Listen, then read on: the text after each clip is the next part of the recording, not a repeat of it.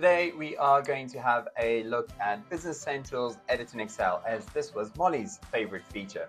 So to use the Edit in Excel is available on multiple pages in Business Central. Today we will just have a look at it within the general journals.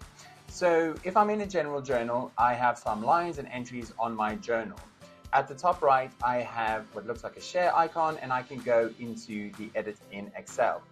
From here, this would actually open a new Excel document for me, giving me a template that I can use to edit that information directly in Excel and be able to publish that back in Business Central. When we open this, you'll see that there is a Microsoft Dynamics pane to the right-hand side that gets loaded. You might need to accept and log in if it's the first time.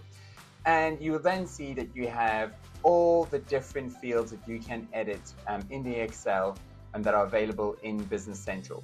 So from here, in this case, I'm just going to update the amount field. So I'll enter my amount fields over here that I want to update. And then once I have updated those amount fields, I can then go and publish this back into Business Central.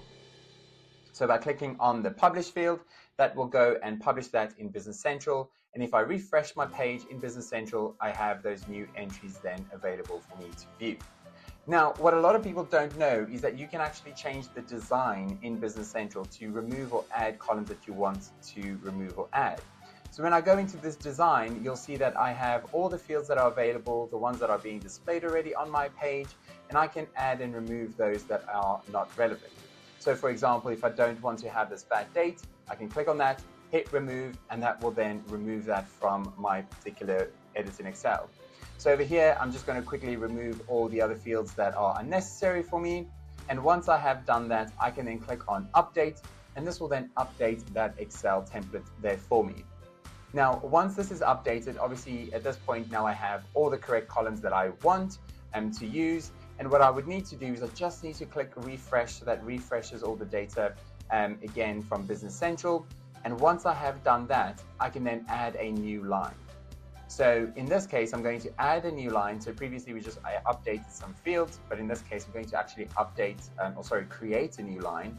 So I'll create a new line and publish that back again to Business Central, jump back, refresh, and you can see that that new line that I've just created is back in Business Central. So that's a quick little view on that Edit in Excel. As mentioned, that is available on multiple different pages within Business Central. So have a look out for that and get using that. It is very handy and quick and easy to use for updating data in Business Central.